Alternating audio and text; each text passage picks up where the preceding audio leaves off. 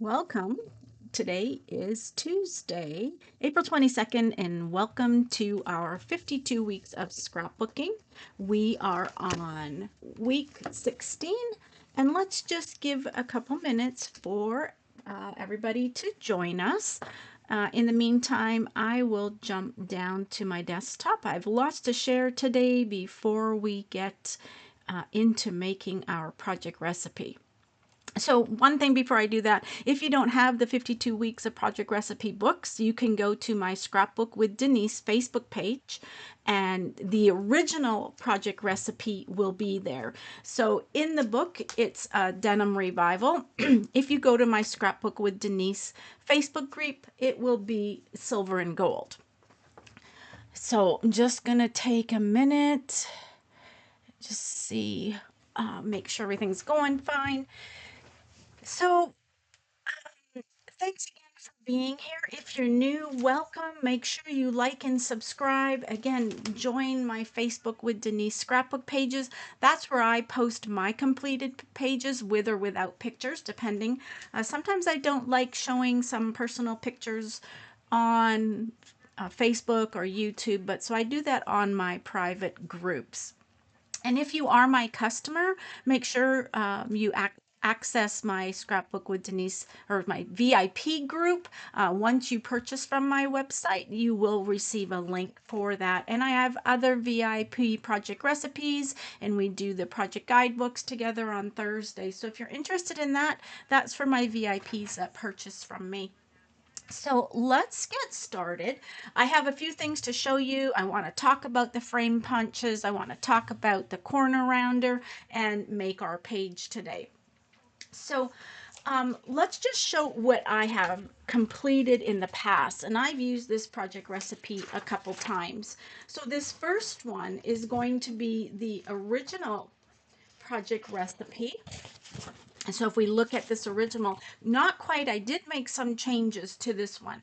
I did use silver and gold, but I changed my picture orientation. So you can see in this one, it has four pictures that are 3.25 by 4.75.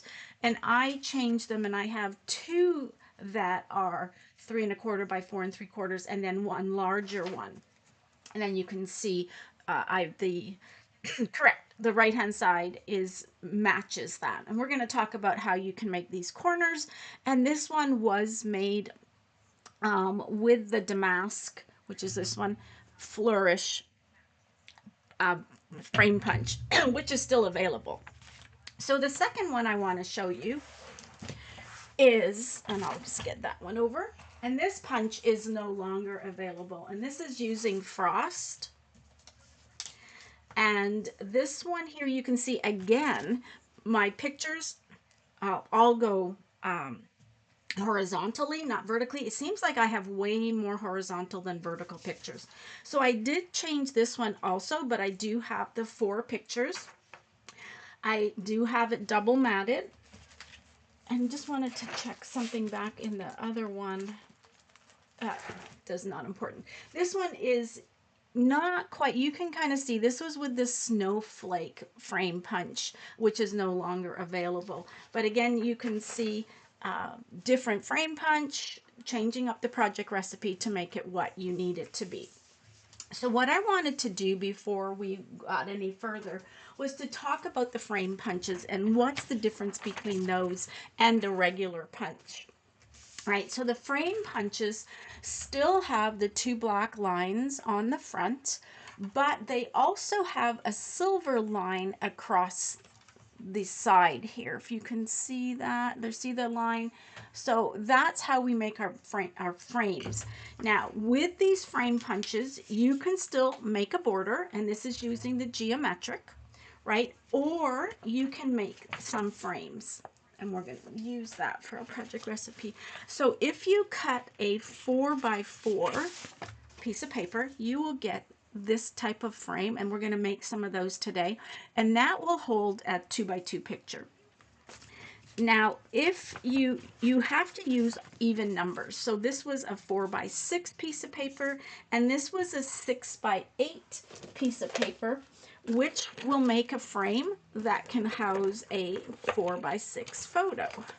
Let me just grab one. See, so it will go kind of end to end. If you wanted to do a 3.5 by 5.5, you'd be able to see a little bit more of that frame, but that's how you can make a frame for a photo. Now, there are currently 5 frame punches available, and you can get those on my website. So this is the spring leaves. This is the geometric. This one is the dollop arch, and I'm going to be using that today. Spiderweb for any of your Halloween ones. And then you saw my other page made with the damask floral. So again, there are 5 that are currently available. So that being said, what we need for today's project recipe, and remember the first thing that we always do is compare the book to the project recipe that I put up on my Facebook page. In case, just one second, I have some feedback. Okay. In case there's any differences. And this one looks the same, so no problem there. What you are going to need is 2 sheets for your base. And I am going to, actually today, I am going to use the Denim Revival. Just one sec, I just need to grab a drink of water. I seem to have a frog in my throat. Sorry about that. Okay, so we need 2 for our base. So I'm going to use these from Denim Revival. And then you are going to need 2 designer papers and a cardstock. So I have my 2 designer papers. Paper number 1 is going to give us this frame. You are going to want some contrast, right? Because we're going to use both sides. So in the winter one that I did, you can see that, sorry, stuck, put it underneath. You can see that this one, the contrast isn't quite as much, right? There still is a contrast, but it's a very light contrast. And this one here for Denim Revival, that has a lot of contrast. Our paper number 2, we are going to punch 3 borders out of that. And then the other 2 are mats. And then all of paper 3 is mats. So if you're not doing mats, you want to do that later. We'll talk about the mats. The mats on the right hand side are double matted, so we can talk about some options for those. And again, if you don't want to use mats, then you don't have to. So what else we're going to need is our 12-inch trimmer. You are going to need a frame punch, and again, you can use some of the other frame punches to make frames, but it's a little bit more difficult, and you need to practice on some scrap paper before you start that. And then we're going to use the corner rounder. Now you can see in the silver and gold, they did use a corner rounder and they used it backwards. So we'll talk about that if you didn't know we could do that. But in the book for Denim Revival, they did not use the corner rounder. So that's something I'll show you how to do, and then you can decide what you'd like to do with that. So let's get started. Again, I've numbered my papers. So number 1 and number 2. So A and B are going to be these strips that run behind the pictures on the left hand side. So if you have directional paper, this one has a little bit of a direction. So you need to decide which way you want to go. And then when you fold it over, does it make a difference? So I think for this one, I am going to, my lines are going horizontally. So we are going to cut, you can see that, perfect. So we're going to cut A and B are each 1 inch. And so I always cut the 1 inch on the right hand side. Anything up to like 1 3/4 inch, I cut on the right hand side. So we're going to cut A and B at 1 inch. And those are 1 by 12. So, which then gives us a 10-inch piece, right? So if we open this, we should have 10 inches left. Perfect. And then we're going to rotate this and cut this at 10 inches. So you're going to have a little 2 by 10 piece left over. So let's come back. This is what we're going to punch and then fold it. We'll come back and finish that once we're done all of our cutting.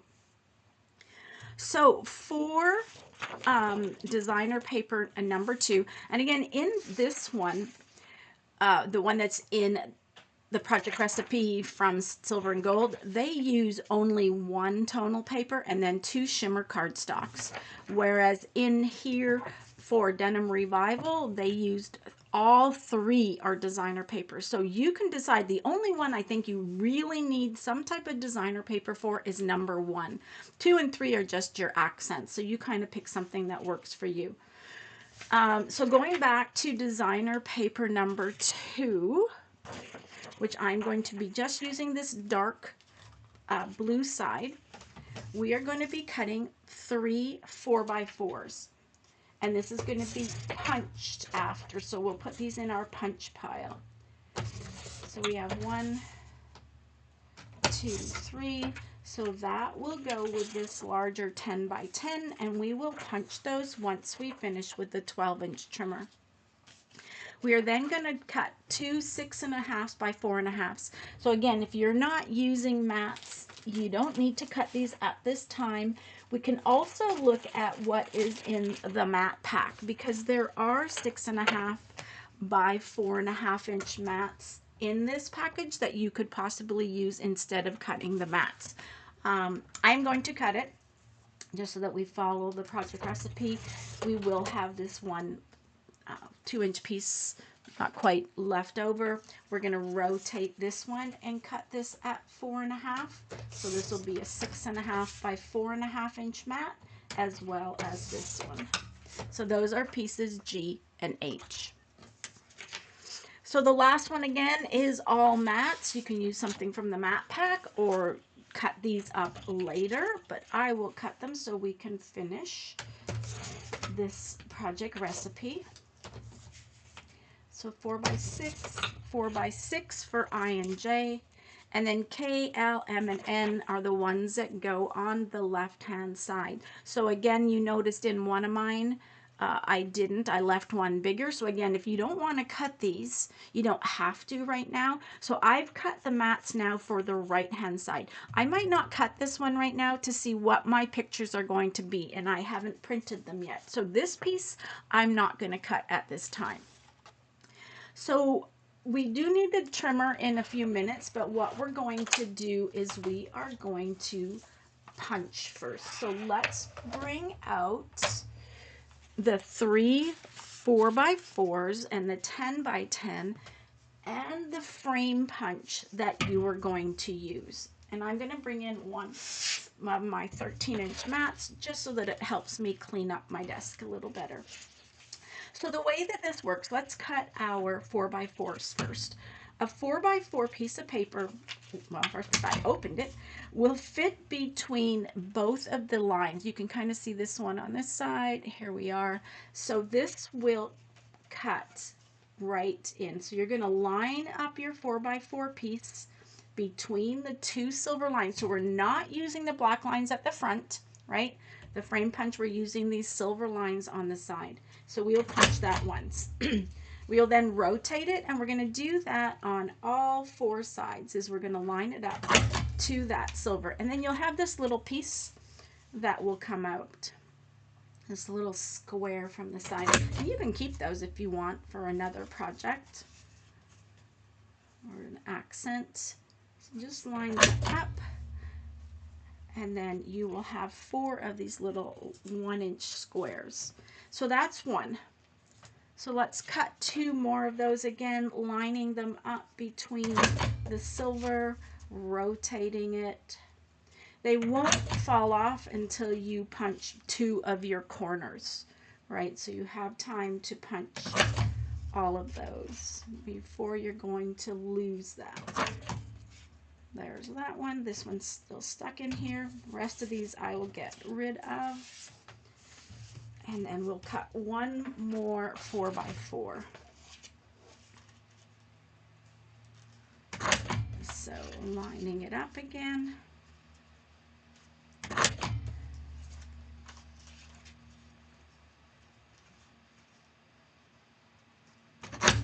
And 1 more. Okay, so we've done that. So now for this big one, and it says down here, line up the right or the left. So whichever works for you. You're going to line up one of these, the right or the left. I always line up the left-hand side. And you are going to punch once at that position and then slide it over to cover the silhouetted. So what that means is we're going to punch, we're still lining up at that silver, punch, and then we're going to move it over to line it up so that it covers the shadow, just like you do in a normal border punch. But that's what that means when it says we're going to punch all the way to the end. And it says here, and shape on punches, punch again, repeat for a total of 4 punches. So that's 2. And this one, the dollop frame, you have to watch because they don't all match. Only one of the punches will match. So make sure that you're matched up all the way. And that is actually 4. So now what it says we're supposed to do, punch again, repeat twice more for a total of 4. Now position the paper with the adjacent side at the corner. So what you're going to do is rotate this so that one of these squares are going to be here. And now we're going to cut 4 times again. So 1, and again, making sure that you are matched up. 2, 3, and 4. So what that will give us is we'll still have these 2 squares at the end. And I had a sample here. So what we are going to do now is we are going to fold this, and you can use this scoring blade. So with the 12-inch trimmer, there are multiple blades that come with it. It also has a spot for you to store an extra cutting strip, as well. I always keep an extra straight blade, but you can use the scoring. You don't need to. So you can either just take it and fold it over at each of those, or you could change your blade. And I don't like cutting on top of my trimmer because it kind of puts it a little bit off kilter. And you could put this in here, see which way, and line each of those up. Now this is a little hard. I mean, now I can't really see where I'm scoring. So again, you could do that. Always make sure you change it before you start doing something else. Or what I'm going to do is I'm just going to fold it. And now you have to decide which edge do you want to stay up, right? Like in this one, I had my polka dots on the top. I could have folded it and done it this way. So you decide which way you want to have up. So I do like what they have in the sample. So you're just going to line that up, and then you're going to fold. Now don't cut these edges off quite yet. We're going to cut them off when we attach it to our page. Okay, so I will use a little bit of repo underneath here though to hold this down. Okay, so let's put our trimmer away. Let's bring out our 2 base pages. And let's get this together. Now I do have a pattern on this. It might be hard for you to see, but I'm just going to make sure that I actually have the pattern going this way if you can't see it. So let's just place these down. So we're going to attach our big 10 by 10 piece along this edge. It's going to line up right along this whole edge. And this is why I didn't want you to cut it beforehand, because we will have to cut on both sides, like when we flip that over. You never know what you're going to have to cut off. So we will attach that and then trim it. So let's add, and I'm just going to put some repo on here, and we will attach this along this side. Oh, I shouldn't have. That's what you need to watch with repo tape, is that, I don't know if you can see that, you know, repo tape does come off really easy, but it also may pull the paint, the coloring off your page. So I'm going to see if that will be covered if I do it on this side. Because now I've got these repo marks on my paper. I'm trying to now cover it up. Okay, that'll work. So you're going to line this up along the edge. And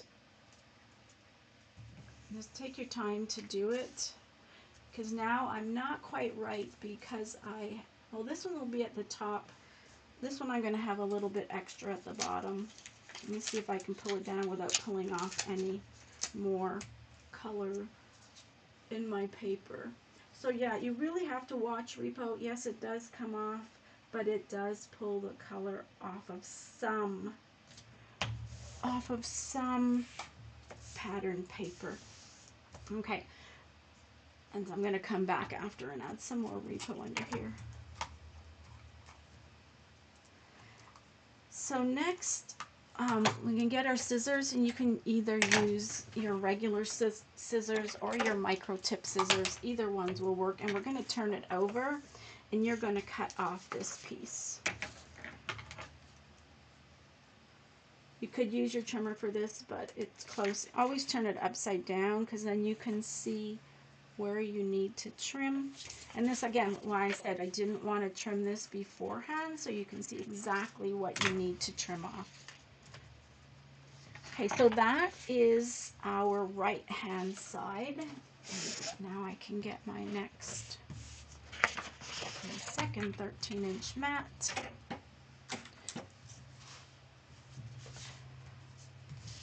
Line those up so that you can see everything. So the next thing that we are going to do on the right hand side is to get our mats, and these are going to be double matted.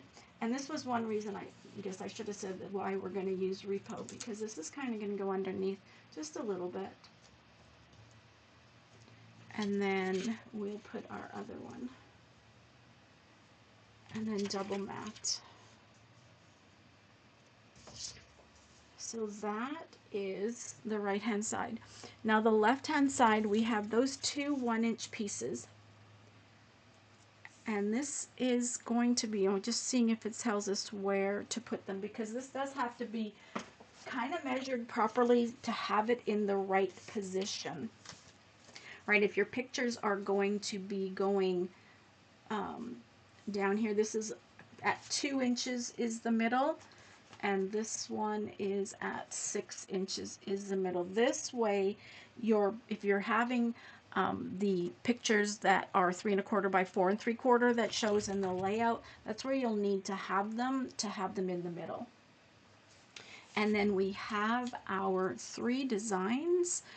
Now in this one, they have them this way. I mean, you could put them whichever way you want. Again, depending on which punch you use is how your design is going to look. So maybe it's better for the dollop frame to go on an angle. And then that's it. I do have the mats cut. So I mean, these aren't matted because I didn't cut my paper, because I wanted to see if that's what I wanted to do. And I will bring out the homecoming one to show you that larger photo that I used there. And then we're going to talk a little bit more about the embellishments, but let me bring out this one first. Well, that one doesn't have anything. So you can see in the gold and silver, they added a border all the way down to here. So you can, on this one I had the border going across and then a big embellishment cluster, and they had embellishments going across here, and I have that here with an embellishment cluster. If I go back and if I can find the one in my album, just let me bring this over. This is some of my daughter's friends, so I really don't want to show their faces on YouTube and Facebook, but you can see here I did the same thing. I have a border across here the bordering across here. This one I did not have embellishment clusters, but I did have homecoming and an embellishment cluster over here. But you can see here, you can't maybe see it on camera, but I do have 2 frames put together, and these are 7 inches. So these are the 3.5 by 5. So I cut them down. I still have the 5 inches going across. Yes, and I do have 7. So I took the 2 silver frames and I put them together. If you look really, really closely, you can see where they're joined, but no one's going to see that. So you can see that I put them together instead of having them apart. So let me move this over here and let's talk about the one that we're working on today. So what I was thinking for here, oh, sorry, wanted to show you one other thing. See, and in this one, they don't have it. They don't have a border running along this side, and they don't have anything running along this side. So I was looking at what stickers I had and what embellishments I have left for this side. And so I still do have, let's just move this here. Still do have some of these that have the little buttons on. That one you can't really see because it's blue on blue, but I do have like some of the stars that I could put in the middle here, different color stars. I do still have some of the little rivets. But what I was wondering, and I was going to see if this was going to work, is I do have some of these, and you know, this would fit perfectly across this side. Now it's not going to work down here, right? But it might work across here, and then, you know, with a saying on top of it. One other thing, 2 other things I actually have to show you today. So if you don't have the powder, I'd highly recommend it, and use your silicone mat. It does come off, because I've been using the powder quite a bit. Make sure you don't unscrew it, because that happened to be my accident and I had powder everywhere. It'll come off of here, but now I can put this down and not have to worry because it's not going to stick, right? So, you know, there's an option for me to see if I, you know, do I like that or not. You know, I could put this here. So I'm going to, that one's actually too big for there. So options of, do you want to put, you know, a border? And that's another reason why it's kind of good to go and get the original and the one that's in the book. Because this way you can kind of look at them both and see, like, oh, look, they have this one, they didn't. You know, what do you want to do and take something from both of those?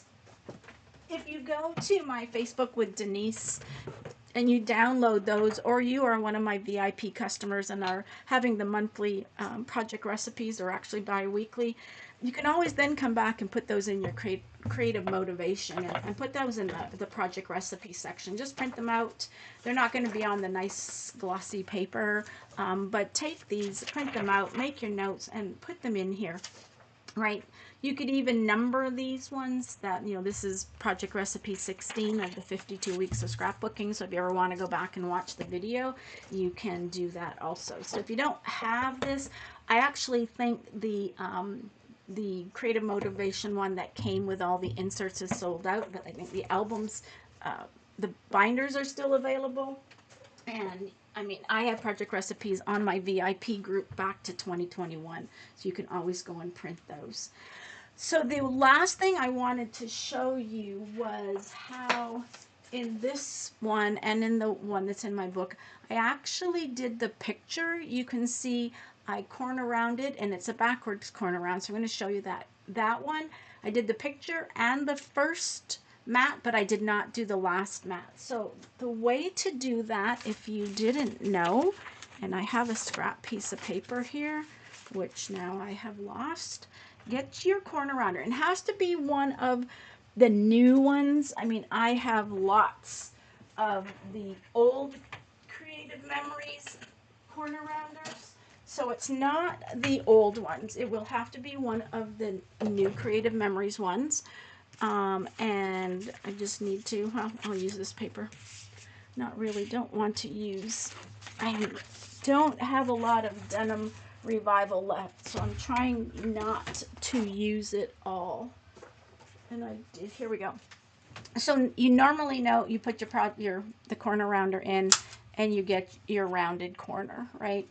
If you turn it and you put it in this back part, line it up. I usually try to line up my corner with the middle of this screw, right? So that it's lined up with that screw, and you will then get the opposite cut. So if you didn't know that, hopefully that was something new for you today.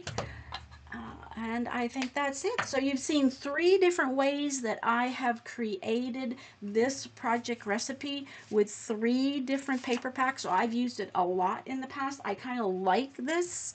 I mean, if you have any of the frame punches, you can just kind of think about like the Halloween with the spider web, right? What you could use this for. And they don't look the same. They all look different, right? And that's the beauty of project recipes. So again, if you don't have any frame punches and you do not have a Creative Memories Advisors, please shop my link.